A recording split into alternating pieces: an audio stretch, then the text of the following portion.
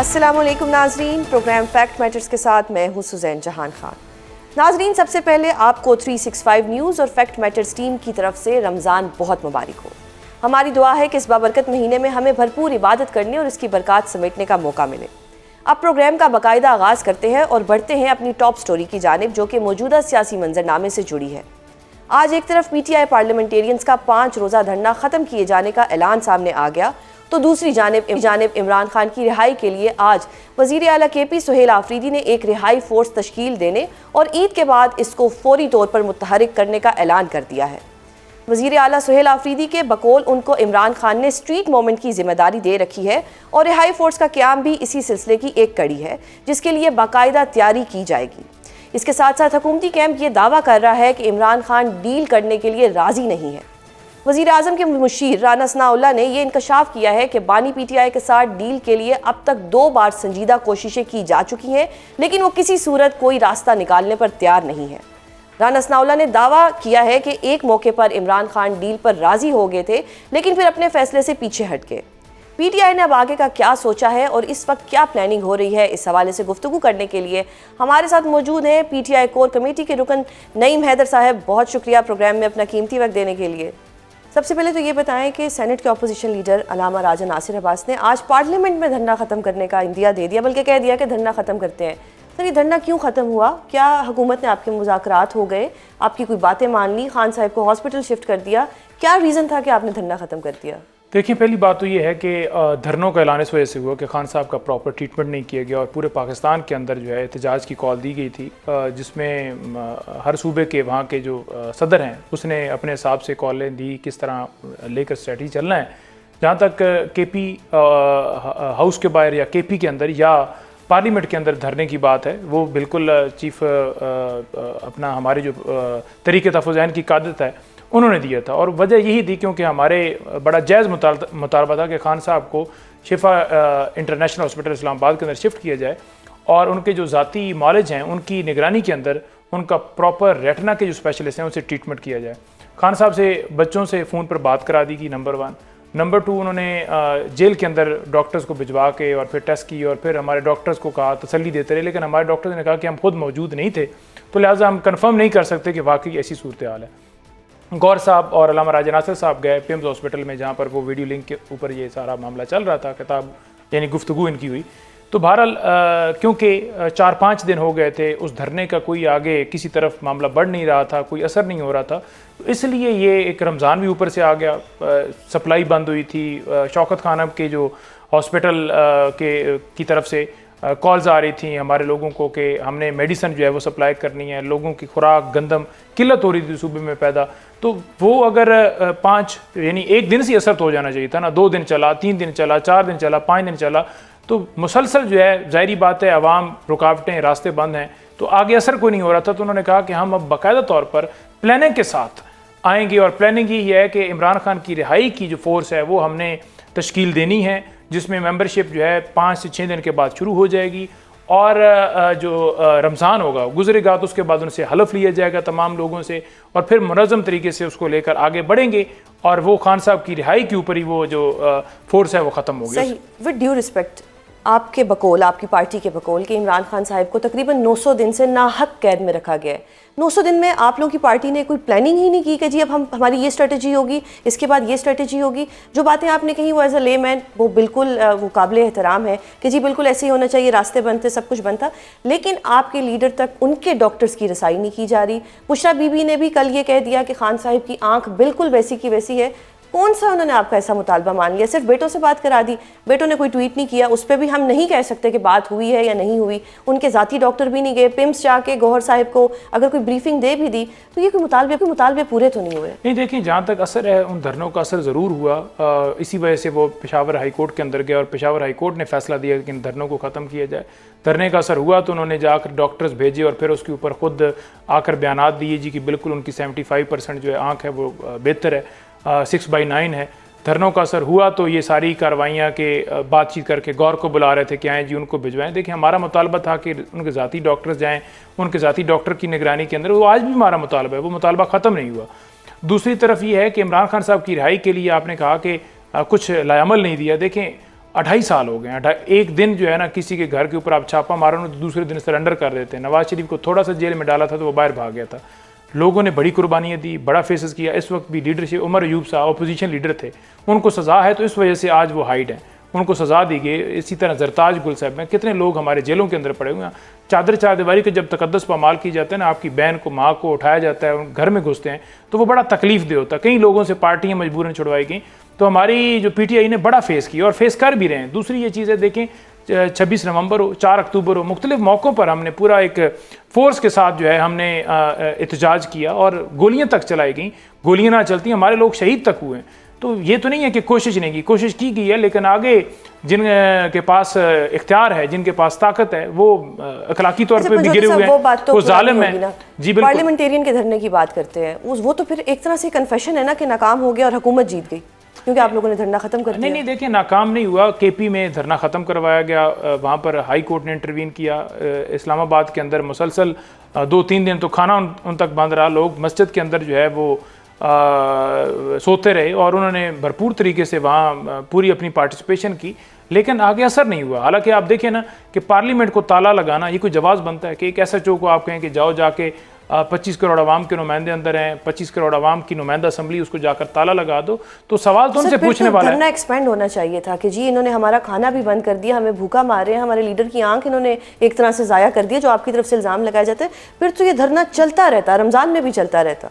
मतलब ठीक है, आपका पॉइंट अपनी जगह ठीक है, लेकिन एज अ पार्टी वर्कर या पार्टी की आदत को तो ये चाहिए था कि जी हम तो उस वक्त तक अपना धरना ख़त्म नहीं करेंगे जब तक खान साहब की फैमिली की उनसे मुलाकात नहीं हो जाएगी या जब तक उनके डॉक्टर्स उन तक नहीं पहुंच जाएंगे। नहीं, बिल्कुल आपकी बात ठीक है, लेकिन आप देखें एक फैसला मुतफ़िक़ा तौर पर जब आता है तो ज़ाहिरी बात है फिर सब ने उसको फॉलो करना है। यही फैसला हुआ है कि अब हम फोर्स बना के तो एक प्लान के साथ हम पूरा इस तरीक़ को जारहाना तरीके से, पुरअमन तरीके से आगे बढ़ाएंगे।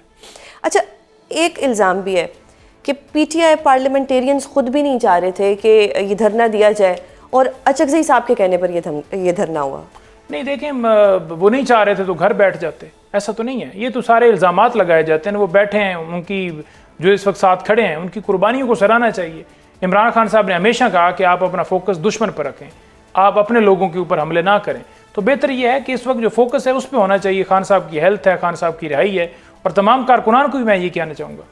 सही। अब मुझे बताइएगा कि सुहेल आफरीदी साहब ने जो एक अनाउंसमेंट की कि एक रिहाई, खान साहब की रिहाई के लिए एक रिहाई फोर्स बनाई जा रही है, तो अब वो फोर्स खान साहब की रिहाई करवाएगी, यानी इसका क्या एक स्ट्रेटजी क्या होगी और वो फोर्स किस तरह से रिहाई दिलवा देगी जब पार्लियामेंटेरियंस नहीं दिलवा पा रहे? नहीं, देखिए असल में पार्लियामेंटेरियन भी लोगों के ज़रिए ही रिहाई की तरफ बढ़ना है ना, क्योंकि अदालत के सामने पार्लियामेंटेरियन बैठे रहते हैं, कुछ नहीं होता, हर जगह पर मौजूद होते हैं, पटिशनें दायर की हैं, कुछ नहीं हुआ, जजेस को डरा धमका लिया गया।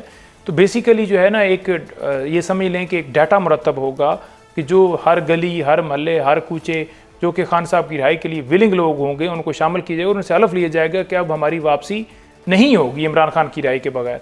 तो एक जो है वो प्लानिंग के तहत एक साइंटिफिक तरीके से जो है ये इन तमाम लोगों को जोड़ा जाएगा और जोड़ के फिर उस क्राउड को लीड किया जाएगा और फिर आगे सर, डोंट यू थिंक हुकूमत तो ये इल्ज़ाम लगाएगी कि आप लोग दोबारा चढ़ाई की प्लानिंग कर रहे हैं? वो तो पहले ही इल्ज़ाम लगाते हैं कि इंतशारी टोल है, विद ड्यू रिस्पेक्ट, मतलब माजरत के साथ, इंतशारी टोल है, ये लोग आग लगाते हैं, सड़कें बंद करते हैं। तो अब तो आप उनको एक प्रॉपर पॉइंट दे रहे हैं कि हमने एक फोर्स बना ली है और वो अब इस फोर्स को भी रोकने की कोशिश करेंगे, तो वो तो ये एक इमेज बना लेंगे कि जी ये फिर चढ़ाई के लिए आ रहे हैं। देखें, वो तो देखें ना, जब एक बंदा आइन तोड़ के कब्जा करके बैठा हो तो वो तो यही कहेगा कि कोई भी आइन बहाली की बात करेगा तो वो मुल्क दुश्मन है, क्योंकि उनकी कुर्सी है इसके अंदर। तो उन्होंने PTI को हमेशा दहशतगर्द कहा, यही कहा कि ये हमला करते हैं, ये चढ़ाई कर देते हैं, हम अपना हक लेने के, क्या आवाम का वोट दे दिए गए आवाम को वापस, क्या अदालतें आज़ाद हो गई हैं, क्या इदारे आज़ाद हो गए हैं, क्या जमहूरियत हो गई है, क्या कानून की बालादस्ती हो गई है? नहीं हुई ना। आपके जजेस कह रहे हैं कि हमारी बेटियों के कमरों में कैमरे लगाए जा रहे हैं, जो जज बोलता है, हल्के खोलने की बात करता है, उसे हटा दी जाता है कि आपकी जेली डिग्री है। कमिश्नर रावलपिंडी ने बयान दिया, फिर वो एक फौजगी के ऊपर नौमदार हुआ और उसका वजन आप देख लें किस हद तक, उसने कहा कि 80 हज़ार की लोग लीड से जीते हुए थे जिनको हमने हराया। तो ये नहीं कभी भी कहेंगे कि ये कोई इनके खिलाफ बात करे, क्योंकि वो जो चोरी डाका, वो जो मुसल्लत किया गया है निज़ाम, वो कायम रहे। तो हम देखें पुरअमन जदोजहद कर रहे हैं, हमारे लोग पुरअमन, किसी के हाथ में असला नहीं। तो मैं खुद वकील हूँ, हम आते हैं पुरअमन तरीके से आते हैं, कभी हाथ में डंडा नहीं पकड़ा, कभी किसी पे पथराव नहीं किया। दहशतगर्दी समेत मेरे ऊपर मुकदमात, कुलभूषण यादव को यहाँ तमाम हकूक हासिल हैं, उसकी फैमिली जाकर मिल सकती, लेकिन इमरान खान की फैमिली जाकर नहीं मिल सकती, क्योंकि इमरान खान पाकिस्तान की खुददारी की बात करता है, वो कहता है एब्सोल्युटली नॉट। सही। अब एक चीज़ बताएं कि अब ये कोऑर्डिनेशन का इशू आता है बहुत ज़्यादा पीटीआई के अंदर, धरना देना है, धरना नहीं देना, किसने लीड करना है, कहाँ पर करना है, ये जब तक वन वॉइस नहीं होगी तब तक धरने या कोई भी स्ट्रेटजी कामयाब नहीं होगी। देखिए, तहरीक तहफ़्फ़ुज़ ऐन पाकिस्तान ने को खान साहब ने इख्तियार दिया है मुज़ाकरात का भी और तहरीक का, तो जो वो स्ट्रेटजी देंगे, जो वो अनाउंसमेंट करेंगे, उसके मुताबिक ही पहले भी हुआ है, नेक्स्ट भी ऐसे ही होगा। सही। अब मोहसिन नकवी साहब ने कल एक चैलेंज कर दिया कि जी अगर आप लोग दोबारा आएंगे इस्लामाबाद की तरफ तो आपको लग पता जाएगा, मतलब वो एक तरह से तैयार है कि अगर आपने चढ़ाई की तो फिर आपको पता लग जाएगा। How do you see this कि वो पहले से इस किस्म के बयानात दे रहे हैं? देखें, ये लोग कातिल हैं और ये हर रोज़ ये आके टीवी के ऊपर बैठते हैं कि हमने पहले भी कत्ल किया, हम फिर भी कत्ल करेंगे। यहाँ ही मोहसिन नकवी ने खड़े होकर कहा था कि हम छट्टा मारेंगे और एक बंदा भी नहीं बचेगा, और फिर छट्टा मारा। आप को पता है बड़ा वाज़ह तौर पर, हर चीज़ आप देखती हैं यहाँ सोशल मीडिया के ऊपर चल रही होती है। पटिशन हमारी तरफ से दायर की गई है डिस्ट्रिक्ट कोर्ट के अंदर, जिसके अंदर यही है कि इनके खिलाफ कार्रवाई की जाए। और वो क्यों पटिशन ड्यू रिस्पेक्ट सर, उस पर हमेशा आपकी साइड से डेट ली जाती है। देखें, डेट अगर हमारी साइड से ली जाती है तो आप जो हमारी जो लोगों के साथ नाइंसाफ़ी हुई, जो कत्ले आम हुआ है, उनके ऊपर ये पुरानी बात होगी। FIR दर्ज कर लें। आपके सीएम साहब कहते हैं कि जितनी कोशिश इमरान खान साहब की रिहाई की मोहसिन नकवी साहब ने की है, किसी ने भी नहीं की। तो अब साबिक सीएम जो हैं उनकी तारीफ करते हैं, आधी की आदत उनको क्रिटिसाइज करती है। अब किसकी बात सुनी जाए? किसको जी? ये साबिक सीएम कहते हैं कि जितनी कोशिश मोहसिन नकवी साहब ने की है इमरान खान साहब की रिहाई की, मैं गंडापुर साहिब की बात कर रही हूँ। देखिए, उनकी अपनी व्यू होगा, उनका अपना राब्ता होगा उनके साथ, लेकिन राना सनाउल्लाह का जो बयान है ना, वो इन तमाम लोगों के जो दिल है ना उनको चीर के रख दिया है। वो जो बयान उसने दिया है ना कि इमरान खान को 2 दफ़ा संजीदा तौर पर डील की ऑफर की गई, लेकिन इमरान खान ने मुस्तरद की। तो उनके अपने जो लीडरान हैं उनको भी दिखा रहा है कि यार आप तो हमेशा डील करके बाहर चले जाते हैं, लेकिन वो नहीं मान रहा। सही। यानी कि जो प्रॉब्लम्स पीटीआई में हैं वही प्रॉब्लम्स आपको लगता है नून लीग में भी हैं, कोऑर्डिनेशन के मसले आ रहे हैं, कोई कुछ कह रहा है, कोई कुछ कह रहा है। देखें, ये बयान ऐसे नहीं कि कोई कुछ कह रहा है, ये बयान असल इमरान खान की मज़ामत, उनकी दिलेरी, उनका कौमी मामले के ऊपर जो है बात करना, ये बात वाज़ह करता है कि इमरान खान ना डील किसी किस्म की चीज़ों को पहले भी मुस्तरद कर चुके हैं, आज भी उसी जगह। अच्छा, अब डील भी नहीं होनी, धरना भी नहीं देना, मुज़ाकरात भी नहीं करने, सुप्रीम कोर्ट से या कहीं और से भी कुछ रिलीफ नहीं मिलना, तो फिर क्या करना है पीटीआई ने? देखें, डील नहीं करनी,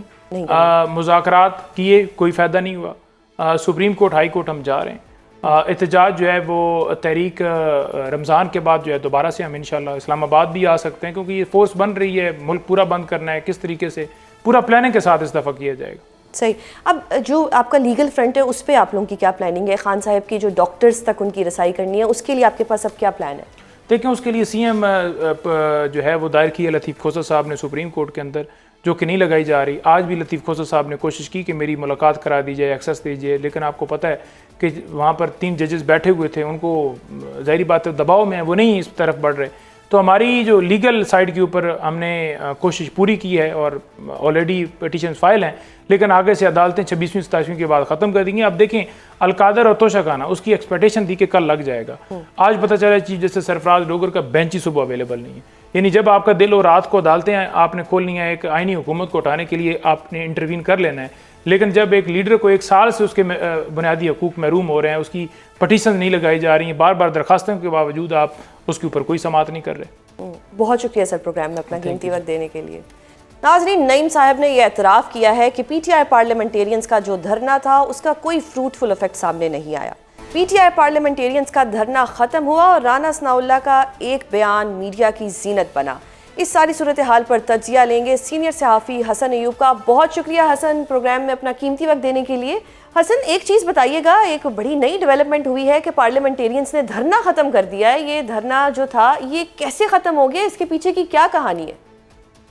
देखिए, बात यह है कि ये धरना देने की ज़रूरत क्या थी? जो मुतालबात लेकर बैठे थी तहरीक इंसाफ की क़यादत या तहरीक तहफ़्फ़ुज़ ऐन पाकिस्तान की क़यादत, क्या उनके मुतालबात पूरे हुए? जवाब है नहीं। जब मुतालबात पूरे नहीं हुए तो फिर आपने धरने को कॉल ऑफ क्यों किया? रमज़ान मुबारक तो सबको मालूम था कि आने वाला है। यहाँ पर तो ये बताया गया था कि हम रमज़ान मुबारक में सैर व अफ्तार भी यहीं पर करेंगे, लेकिन फिर क्या हुआ? फिर पतली गली से फरार होना पड़ा तमाम के तमाम कायदीन को। अली मीन गंडापुर साहब सुहेल आफरीदी के बाद रवाना हुए हैं। सुहेल आफरीदी साहब तो उनसे पहले रवाना हो गए। अब उन्होंने ये कहा कि जी इमरान खान की रिहाई के लिए एक वो फोर्स बनाने जा रहे हैं।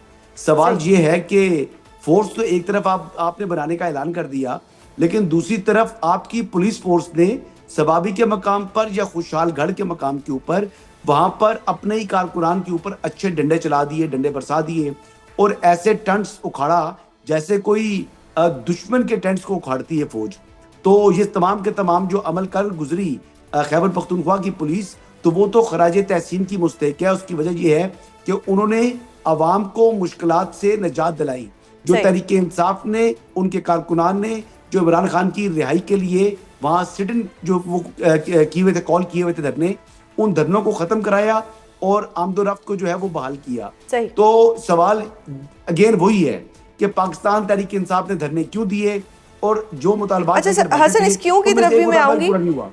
नईम हैदर पंजोता साहब ने ये कहा है कि आप तो कह रहे हैं कि वो पतली गली से निकल गए, लेकिन वो कह रहे हैं, नईम हैदर साहब ये फरमा के गए हैं कि जी क्योंकि इस धरने का कोई इम्पैक्ट नहीं हो रहा था तो हमें खत्म करना पड़ा। तो ये इम्पैक्ट क्यों नहीं हो रहा था? इम्पैक्ट इसलिए नहीं था क्योंकि एसपी लेवल के ऊपर इनसे डील किया जा रहा था। हुकूमत के, आप बताएं कि जब इस तरह का अपोजिशन धरना देती है तो हमने देखा माजी के अंदर कि आईजी जो है वो 24-24 घंटे वहां पर मौके के ऊपर पहुंचे हुए होते हैं और मिन्नतें कर रहे होते हैं किसी तरीके से कि ये जो धरना है इसको कॉल ऑफ करा दिया जाए।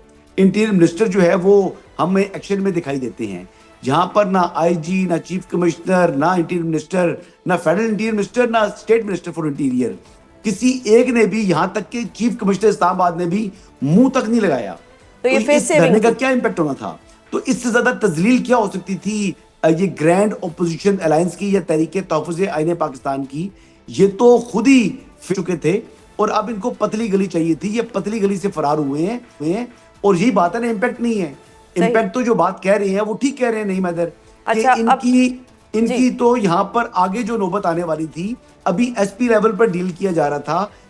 1-2 दिन गुजर जाते तो एएसआई एसएचओ लेवल के ऊपर इनको डील करना था। तो ये पहले से स्ट्रेटजी बनाई हुई थी। अच्छा, अब एक सवाल करूंगी, आपको तो बड़ा पसंद आएगा, यानी ये कहना दुरुस्त होगा कि पीटीआई जो है वो केपी में भी पिट गई और इस्लामाबाद में भी पिट गई? देखिए, खैबर पख्तूनख्वा में जो लोगों को मुश्किलात थी उस पर पेशावर हाई कोर्ट ने फैसला दिया। अब वहां पर पेशावर हाई कोर्ट के फैसले के बाद शायद खटक साहब ने ऐलान किया कि ये अवाम की हुकूमत है और यहाँ पर ऐसा नहीं हो सकता कि आपके खिलाफ कार्रवाई हो। फिर हमने वो कार्रवाई होती भी देखी, फिर हमने उनके टेंट्स को उखाड़ते हुए देखा। और दिलचस्प बात यह है कि सवाबी इंटरचेंज के साथ जो सर्विस एरिया है, वहां के रेस्टोरेंट का जो ऑनर है उसने दरख्वास्त दे दी है कि कई लाख रुपए का खाना खाकर जो अहमद नियाजी साहब हैं वो फरार हो चुके हैं वहां से। अब वो अपनी रिकवरी के लिए पुलिस से रुजू कर रहे हैं। तो तहरीके इंसाफ को तो इतनी भी शर्म नहीं आ रही कि जो सिट इन किया है, वहां से जो खाने पीने का सामान लेकर आए हैं, वहां पर कम से कम उस रेस्टोरेंट ऑनर को पे तो कर दें यार। मतलब इतनी क्या चिंदी चोरी आपने की है कि खाने खाकर आप भागे? लेकिन हसन, सवाल आपसे भी एक है कि अगर एक इंसान जो कि इस वक्त अडियाला जेल में कैद है और वो एक फॉर्मर प्राइम मिनिस्टर रह चुके हैं, वो अगर कह रहे हैं कि मुझे मेरे जाती डॉक्टर दिए जाएं, तो वो डॉक्टर्स उन्हें क्यों नहीं मुहैया किए जा रहे? अच्छा, आप ये देख लें कि खैबर पख्तूनख्वा में भी मुतअद्दिद जेलें हैं, वहां पर हजारों कैदी जो है इस वक्त कैद हैं। अडियाला जेल के अंदर भी तकरीबन 3000 के करीब कैदी कैद हैं। बहुत से कैदी बीमार होते हैं। क्या हम तमाम के तमाम कैदियों को जाती मौलजीन मिलते हैं? नहीं मिलते। लेकिन मैं आपको खबर दे दूं कि इमरान खान साहब की जो आंख है वो काफी पहले के मुकाबले में बेहतर हो चुकी है। इमरान खान साहब इस वक्त सेहतयाब हो चुके हैं। लेकिन उनकी अहलिया अभी भी कह रही है कि खान साहब की आंख ठीक नहीं हुई। जिस तरह से हुकूमत की तरफ से क्लेम किया जा रहा है कि बिल्कुल ठीक हो रही है, आप भी कह रहे हैं कि ठीक हो गई है। कल बुशरा बीबी की बहन ने हमारे प्रोग्राम में भी ये कहा है कि खान साहब की आंख बिल्कुल वैसी की वैसी है और खान साहब को उनकी रिपोर्ट्स भी फराहम नहीं की जा रही। इसका क्या रीजन है? देखिए, जो ब्लड क्लॉट आया था, उस ब्लड क्लॉट के बाद जो आपकी जो विजन ब्लर हो गया था इमरान खान साहब का, वो विजन जो ब्लर हुआ है उसने डिसॉल्व होने में जो क्लॉट है उसका एक वक्त है। उस वक्त में ये खाली इमरान खान साहब को नहीं, मैंने अपने व्लॉग के अंदर भी ये बात की थी कि सेनेटर परवेज रशीद साहब को भी सेम बीमारी है। उनकी एक आंख तो 95% उनका विजन जा चुका है, जो कि रिकवरेबल नहीं है।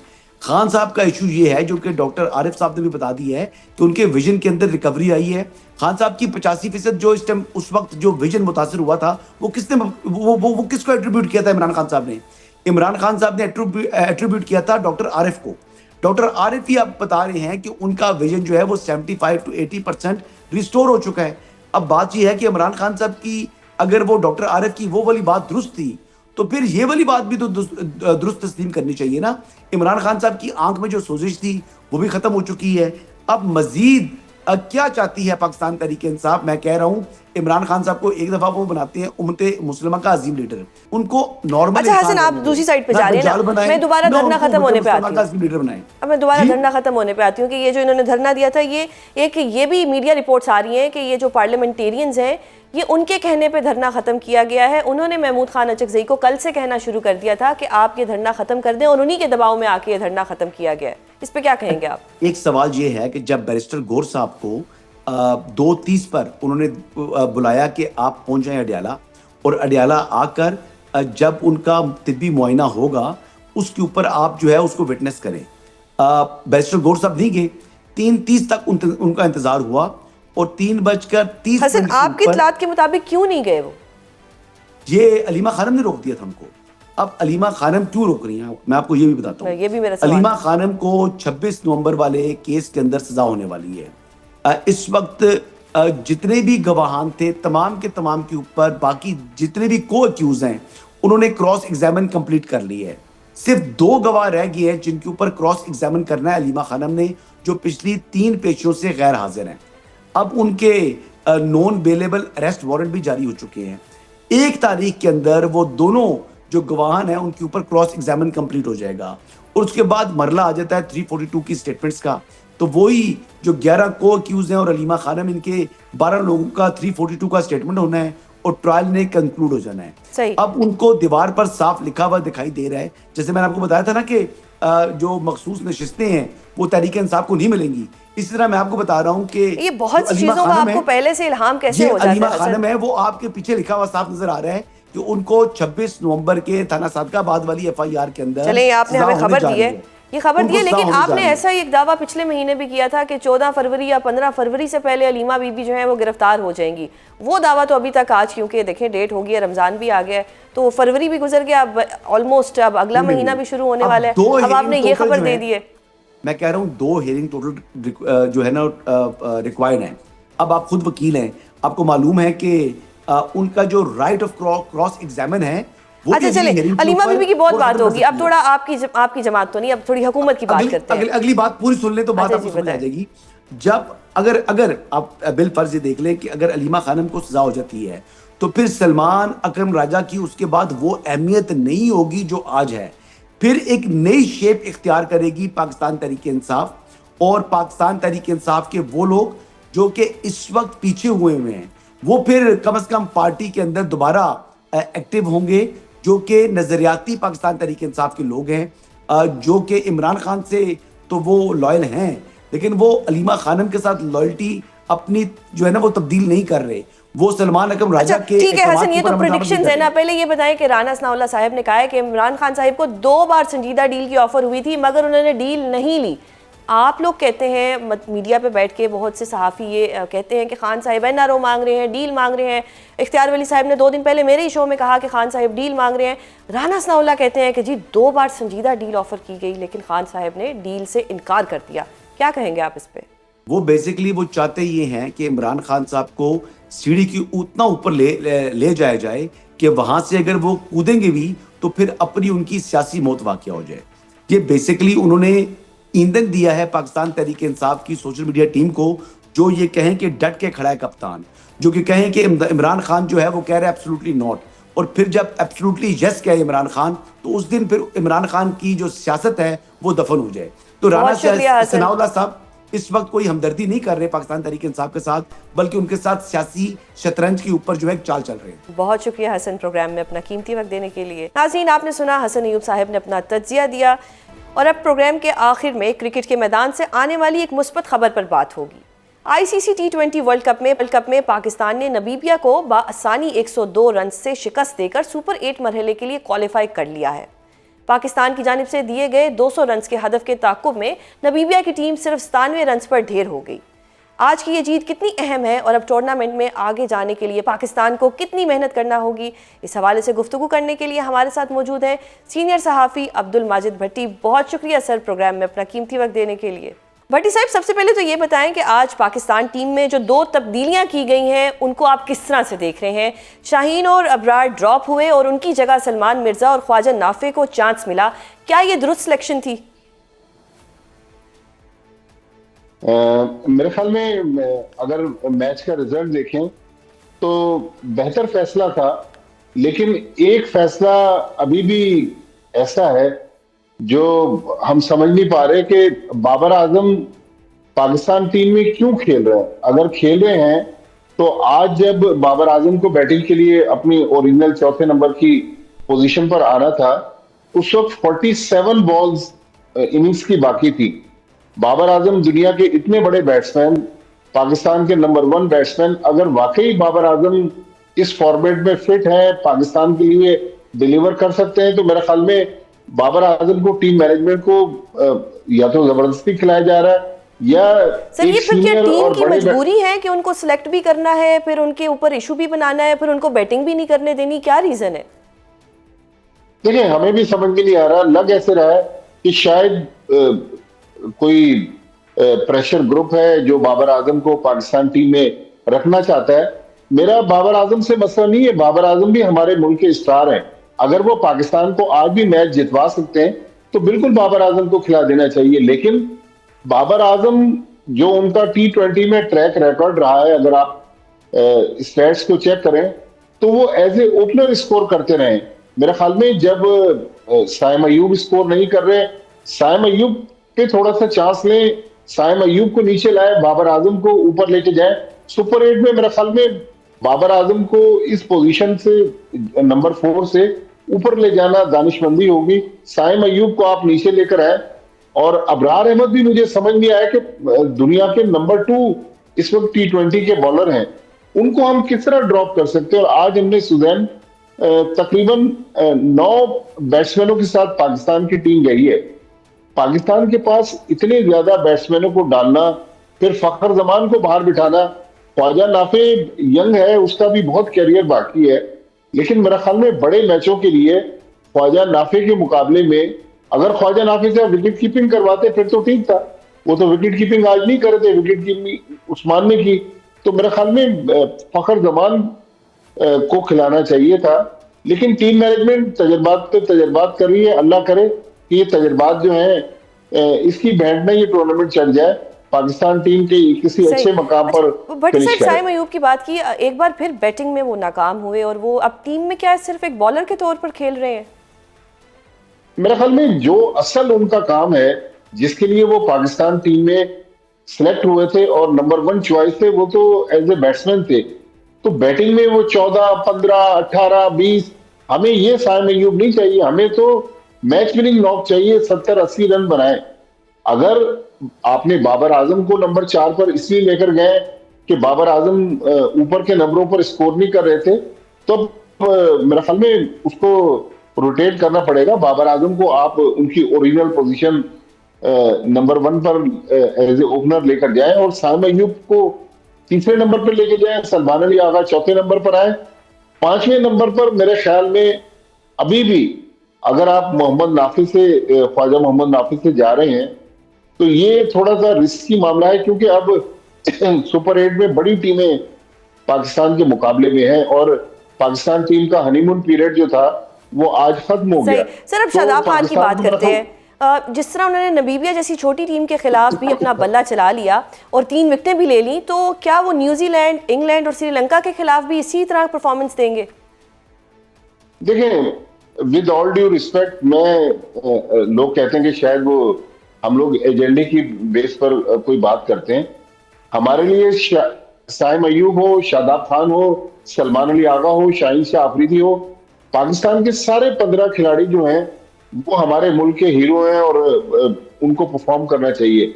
लेकिन इंतहाई अदब के साथ कि इन तमाम लड़कों ने रिसेंट पास में, कुछ ने अभी ऑस्ट्रेलिया के खिलाफ परफॉर्मेंस दी है, वो भी होम सीरीज में, लेकिन ज्यादातर इनकी परफॉर्मेंसेज जो है वो छोटी टीमों के खिलाफ है।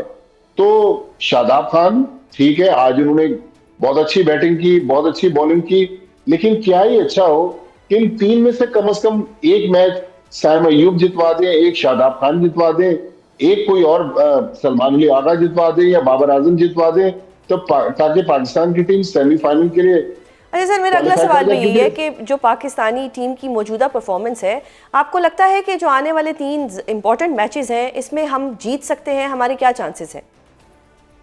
देखिए, वर्ल्ड कप है, हमने 4 में से 3 मैच एसोसिएट्स टीम्स के खिलाफ खेले और नेदरलैंड्स के खिलाफ तो तकरीबन हारा हुआ मैच फहीम अशरफ ने पाकिस्तान को जितवाया।